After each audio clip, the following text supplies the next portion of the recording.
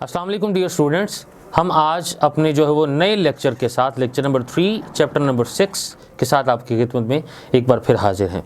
हमारा जो आज का लेक्चर नंबर 3 है ये बेस करता है सयाक़ व सबाक़ पे, जिसमें हम आज जो है वो अहम इस सबक के जो पैराग्राफ हैं जिनकी सलीस और मुश्किल अल्फाज जो हैं उनके मानी आपके सामने हम उनको बयान करेंगे। तो हमारा आज का जो पहला इम्पॉर्टेंट जो पैराग्राफ है, पैराग्राफ नंबर 3 चैप्टर नंबर 6 में सफ़ा नंबर 29 के ऊपर जो मौजूद है, जो स्टार्ट होता है कि माल रोड पर मोटरों और बाइसिकलों का तांता बंधा हुआ था। यहाँ से स्टार्ट होता है जी।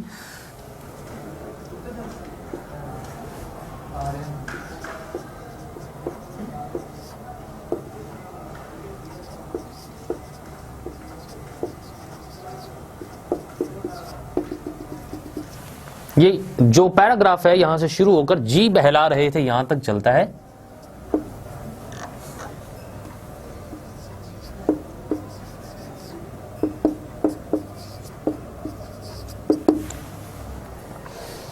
मैं आपके सामने इसके जो पहले मुश्किल जो अल्फाज हैं वो आपके सामने यहां पर जो उसको बयान करता हूं। पहला लफ्ज़ हमारे पास है यहां पे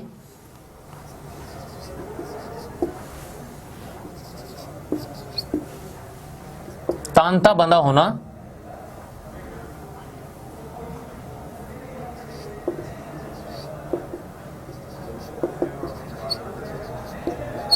इसका मतलब है रश लगा होना।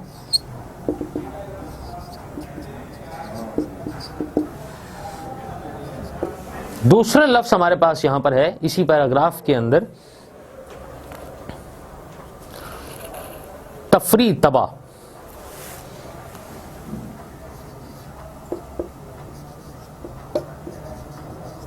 जिसका मतलब है दिल को लुभाने वाली तफरी।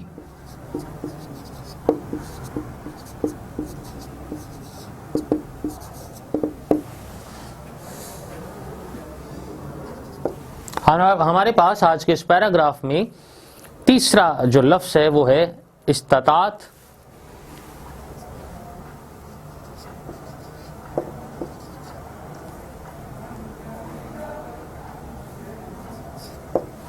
जिसका मतलब है अहलियत। लफ्ज़ नंबर जो 4 है इस बुक के अंदर जो है वो तफरी गाहों।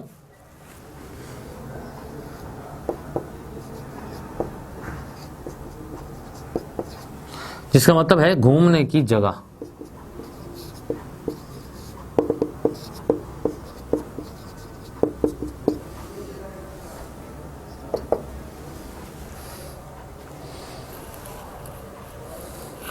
अगला जो यहां पर जो लफ्ज़ है कि बाजार भी गर्म था।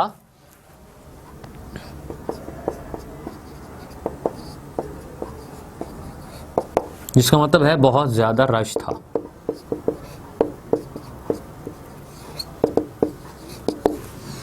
अब मैं आपके सामने इस पैराग्राफ को जो है वो पढ़ता हूं ताकि आपको मुकम्मल तौर पर इबारत समझ में, और उसके बाद आपके सामने इसकी एक्सप्लेनेशन करता हूं। माल रोड पर मोटरों और बाइसिकलों का तांता बंधा हुआ तो था ही, पटड़ी पर चलने वालों की भी कसरत थी।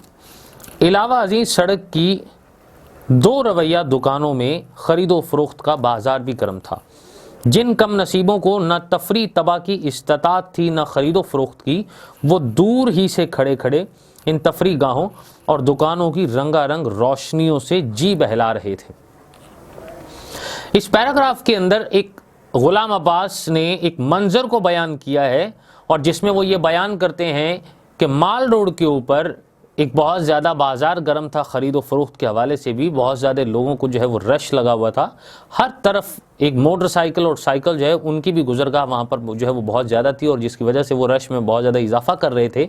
और इसके साथ साथ ख़ास तौर पर उन लोगों का तज़किरा करते हैं कि जिन लोगों के अंदर ख़रीदने की ताकत नहीं थी, हैसियत नहीं थी चीज़ों को, ये अहलियत नहीं थी, इस्तात नहीं रखते थे उस हवाले से, वो सिर्फ दूर ही दूर से उसको जो है वो खड़े देख रहे थे और दिल से महजूज हो रहे थे उन कमकमों को देखकर, उन रोशनियों को देखकर, गुलाम अब्बास ने इसमें कहने की कोशिश की गई है कि एक मंजर को खींचा है, जिसमें से पहली बात का तज़किरा उन्होंने ये किया है कि माल रोड के ऊपर एक लोगों का हुजूम और रश जो है उसको बहुत ज़्यादा था।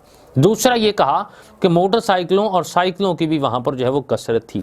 तीसरा वहाँ पर ये कहा कि दूर से चमकने वाले ये जो कमकमे हैं, ये जो रोशनियाँ हैं, ये इंसान के दिल को हमेशा लुभाती हैं और तफरी का एक सामान फराहम करती हैं। चौथी बात ये कही कि इसके अंदर जो लोग ख़रीदने की अहलियत नहीं रखते थे वो दूर से ही इनको देख कर जो है वो लुत्फ़अंदोज़ हो रहे थे।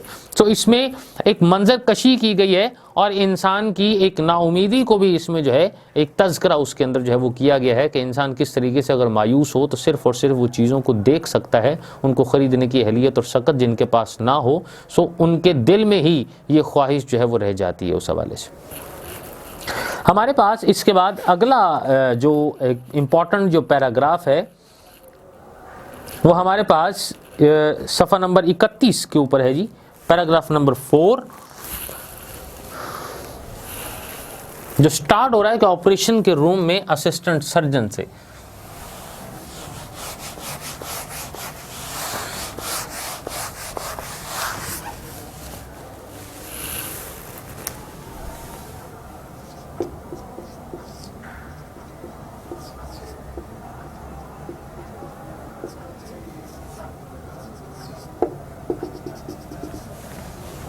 ये पैराग्राफ हमारा यहाँ से स्टार्ट हो रहा है और उसके बाद एंड होता है कि मांग ना बिगड़ने पाई थी,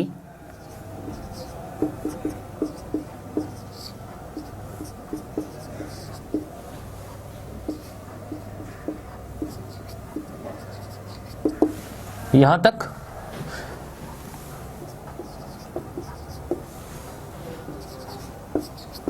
इसमें मुश्किल अल्फाज के मानी मैं आपके सामने सबसे पहले जो है वो डिस्कस करता हूँ।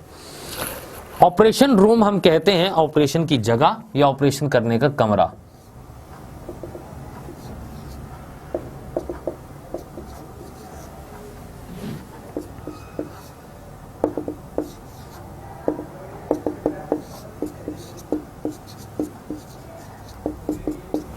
एक लफ्ज़ इसमें इंग्लिश का यूज किया गया है असिस्टेंट के नाम से, जिसका मतलब होता है मातहत, किसी के मातहत काम करना। एक लफ्ज़ इसमें लिखा गया जी सर्जन। सर्जन एक पेशे का नाम है जो डॉक्टर्स अक्सर औक़ात करते हैं।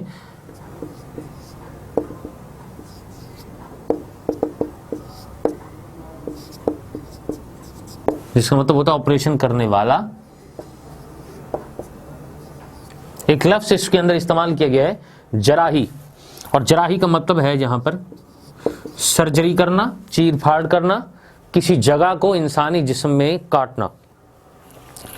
संगमरमर यहाँ पर एक लफ्ज़ है जिसका मतलब है पत्थर।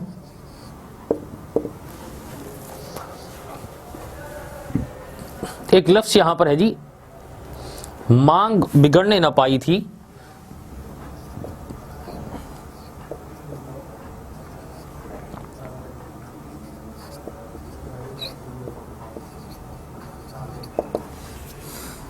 जिसका मतलब है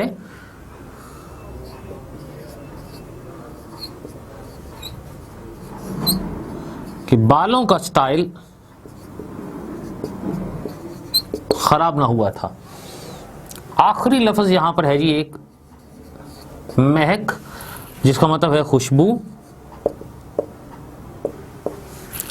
ये पैराग्राफ है जिसमें से मुश्किल अल्फाज के मानी मैंने आपके सामने लिखे। अब मैं आपके सामने जो है वो इस पैराग्राफ को पढ़ता हूँ और उसके बाद मैं आपके सामने इसकी वजाहत करूँगा। ऑपरेशन रूम में असिस्टेंट सर्जन और नर्सें चेहरों पर जराही के नकाब चढ़ाए जिन्होंने इनकी आंखों से नीचे के सारे हिस्से को छुपा रखा था। इसकी देखभाल में मसरूफ़ थे। इसे संगमरमर की मेज़ पर लेटा दिया गया। इसने सर में जो तेज़ खुशबूदार तेल डाल रखा था इसकी कुछ कुछ महक अभी तक बाकी थी। पट्टियाँ अभी तक जमी हुई थीं।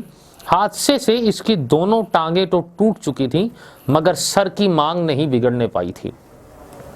गुलाम अब्बास ने अपने इस कतबे के अंदर इस नौजवान की ज़ाहिरी सूरत हाल को बयान किया है और ऐसी ही एक सूरत और कैफियत का तज़किरा किया है कि जब हादसा उसका माल रोड की सड़क को क्रॉस करते हुए हुआ और गाड़ी की टक्कर से तेजी के साथ वो गाड़ी जब मिकलोड रोड की तरफ जो है मुड़ गई थी और अंधेरे के अंदर उसका ना नंबर देखा जा सका, ना उसको पहचाना जा सका, और अंधेरे का फ़ायदा उठाते हुए वो लारी का ड्राइवर भी वहाँ पर रुका नहीं था। सो उसके बाद इस नौजवान को जब हॉस्पिटल के अंदर लाया गया, जिसको म्यू हॉस्पिटल का नाम देते हैं, जो कि माल रोड के बहुत ही ज़्यादा करीब और सरकारी हॉस्पिटल और जिसकी पूरी दुनिया में बहुत ज़्यादा शोहरत है, वहाँ पर जब इसको संगे मरकमर की जो है वो मेज़ के ऊपर लिटाया गया और जहाँ पर डॉक्टर अपने चेहरों पर मास्क चढ़ाए जब इसके सामने आए, तो वहाँ पर जो उसका ज़ाहिरी सूरत हाल और हुलिया है, गुलाम अब्बास उसका तज़किरा करते हैं कि उसके बालों में जो तेल लगा हुआ था, जो खुशबूदार तेल था, उसकी महक अभी भी उसमें से कुछ कुछ जो है वो बाकी थी। और गो के उसकी जो है वो हादसे की वजह से उसकी टांगें जो है वो टूट चुकी थी, लेकिन उसके बावजूद उसके जो सर की जो मांग है, जो सर के अंदर जो बालों का जो स्टाइल है, इस हादसा हो जाने के बाद भी उसके जो सर की जो मांग है वो अभी तक बिगड़ने नहीं पाई थी। मतलब यह है कि इतना ज़्यादा उसका जो ज़ख्मी हो गया था और ज़ख्मी होने के बावजूद भी उसके सर की जो सूरत हाल है, जो स्टाइल है उसके बालों का, वो वैसे का वैसा ही रहा था। सो इसमें जहाँ तक बाकी जो गुर्बत के जितने भी अवामिल हैं उनका गुलाम अब्बास तज़किरा करते हैं, उसके साथ साथ उस नौजवान के फ़ैशन का भी वहाँ पर तज़किरा किया जाता है कि इस अंदाज के अंदर वो इंसान ने अपनी वज़ाकता को बना के रखा हुआ था। इसके बाद जब ज़ाहिरी सूरत हाल को डॉक्टर जो है उनके सामने जो है वो नज़र आती है देखते हुए, और उसके बाद जब उसके वजूद से उसको ओवरकोट को उतारते हैं तो हकीकत जो है उनके सामने जो है वो खुलती है। यही एक किरदार है जो कि एक आम जो है वो शख्स का है, जिसको गुलाम अब्बास ने अपने अंदाज के अंदर बयान किया है कि हम अपनी ज़िंदगी के अंदर बहुत सारी ऐसी बातें हैं जो हम उनको ढका और मतलब छुपा के रखते हैं दूसरों से, और उनके सामने जो है वो अया नहीं होने देते, जिसका एक ज़रूरी अमर लोग इस हवाले से भी समझते हैं कि वक्त के तकाजे के मुताबिक ये चीज़ हमारे लिए बहुत ज़्यादा ज़रूरी है। अगर हम किसी के सामने अपनी सब कुछ हकीकत और असलियत को बयान कर देंगे तो लोग हमसे नफ़रत करने लग जाएंगे। ये जो नफ़रत का आंसर जो ज़माने की जानिब से पैदा किया गया है, इससे बचने के लिए लोग ज़ाहिरी अपनी शक्ल सूरत को वैसा रखते हैं ताकि दूसरों को अच्छा लगे। हमारा जो अगला पैराग्राफ है सबक नंबर जो है वो 6 के अंदर जिसका तज़किरा किया गया है यहाँ पर, इसमें से वो भी सफ़ा नंबर 30 पे मौजूद है और यहाँ पर सेकंड लास्ट जो है वो पैराग्राफ यहाँ पर मौजूद है। इसमें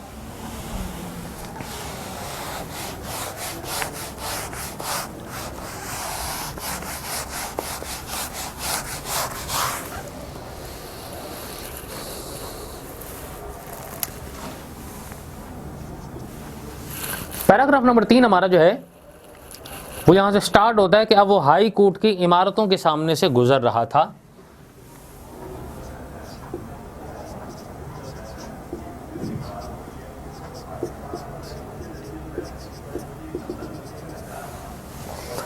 और ये पैराग्राफ 3 लाइनों पर जो है वो मुश्तमिल है और यहाँ पर है कि छड़ी को उठा लिया, यहाँ तक है ये पैराग्राफ। सारे मामला हैंडल करेगा उनके साथ।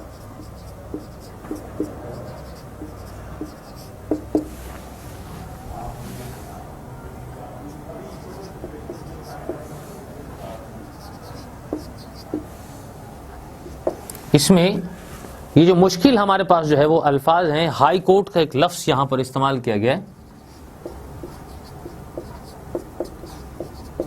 जिसका मतलब है आला अदालत या अदालत भी हम इसको नाम देते हैं, जो कि ज़िलाई अदालत जिसको कहा जाता है। दूसरा हमारे पास यहाँ पर जो लफ्ज़ है जो कि इसके अंदर है चौंचाली,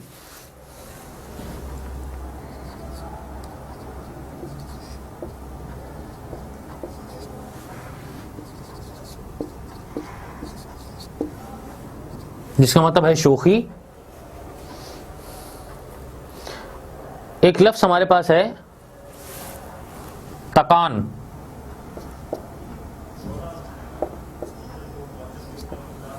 जिसका मतलब है थकावट।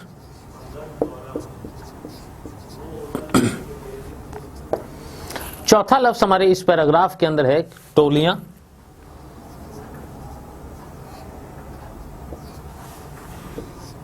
जिसका मतलब है ग्रुप या गिरोह। पांचवा लफ्ज़ है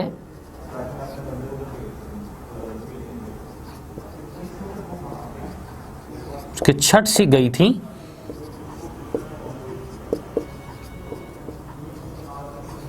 जिसका मतलब है कम हो गई थी।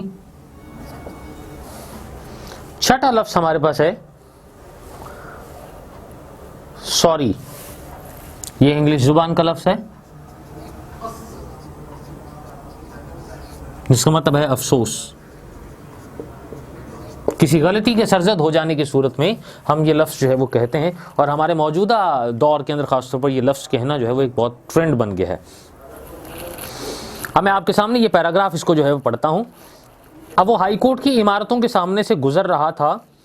इतना कुछ चल लेने के बाद भी इसकी तबीयत की चौंचाली में कुछ फ़र्क नहीं पड़ा। न थकान महसूस हुई थी, न उकताहट। यहाँ पटड़ी पर चलने वालों की टोलियाँ कुछ छट सी गई थीं और इनमें काफ़ी फासला रहने लगा था। इसने अपनी बेत की छड़ी को एक उंगली पर घुमाने की कोशिश की, मगर कामयाबी न हुई और छड़ी ज़मीन पर गिर पड़ी। वो सॉरी कहकर ज़मीन पर झुका और छड़ी को उठा लिया। इसमें गुलाम अब्बास अपने इस जो चैप्टर के अंदर उस नौजवान के चाल ढाल का तज़किरा करते हैं कि जिस अंदाज के अंदर वो माल रोड के ऊपर जो है वो चल रहा था, और उसका तज़किरा करते हुए वो बयान करते हैं कि नौजवान इंतहाई ज़्यादा सर्दी के बावजूद भी बहुत ही ज़्यादा एक अनोखे अंदाज के अंदर चल रहा था, और चलते चलते उसने हाई कोर्ट की जो एक बिल्डिंग है, बुलंदबाला जो इमारत है, उसको उसने क्रॉस कर लिया। और क्रॉस करने के बावजूद, इतना लंबा सफ़र करने के बावजूद भी उसकी तबीयत के अंदर कुछ ज़्यादा फ़र्क ना आया। उसकी शोखी वहीं की वहीं जो है वो बरकरार रही है, और अपने इसी शोखपन के अंदर ही ना उसे कोई थकावट महसूस हुई, ना उसे कोई घबराहट महसूस हुई।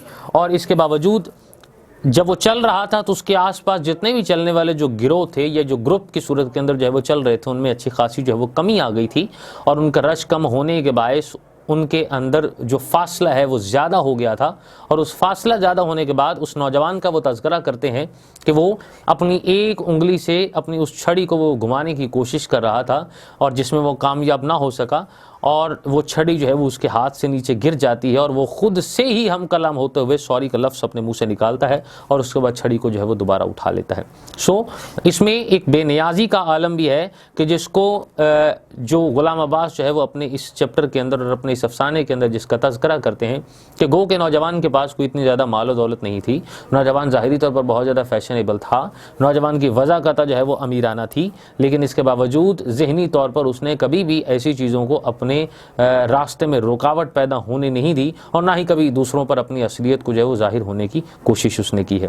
गो कि ज़ाहिरी तौर पर वो यही था कि दुनिया से बेनियाज और मसाइल से जो है वो बहुत ज़्यादा पसे पुश्त उनको डालते हुए वो अपनी ही ज़िंदगी के अंदर और अपनी ही मस्ती और अपनी ही शौकी के अंदर वो चलता चला जा रहा था, और ऐसा लग रहा था कि जैसे इस शख्स को दुनिया के जितने भी मसाइल हैं उनसे किसी भी किस्म का कोई दूर दूर तक वास्ता ना हो, ताल्लुक़ ना हो। सो गुलाम अब्बास यहाँ पर एक आम आदमी के भी इसी तरीके से ज़ाहिरी सूरत हाल और रख रखाव को बताते हैं कि इंसान ज़ाहिरी तौर पर ख़ुद को बहुत ज़्यादा खुश ज़ाहिर करने की कोशिश करता है, लेकिन हकीकत यह है कि आज के दौर के अंदर इंसान गुर्बत के आलम के अंदर बहुत ही ज़्यादा कसम पुरसी की ज़िंदगी को गुजार रहा है, लेकिन ज़ाहिरी शक्ल सूरत और बनावट की बुनियाद पर इंसान ने अपने ऊपर एक लिबादा ओढ़ रखा है जो किसी के सामने वो खोलना नहीं चाहता। हमारा ये चैप्टर आज कंप्लीट हुआ। मिलते हैं आपके साथ एक अगले नए चैप्टर के साथ। अपनी कीमती आरा से हमें आगाह करती रहिएगा। तब तक के लिए इजाज़त। बहुत शुक्रिया। अल्लाह हाफ़िज़।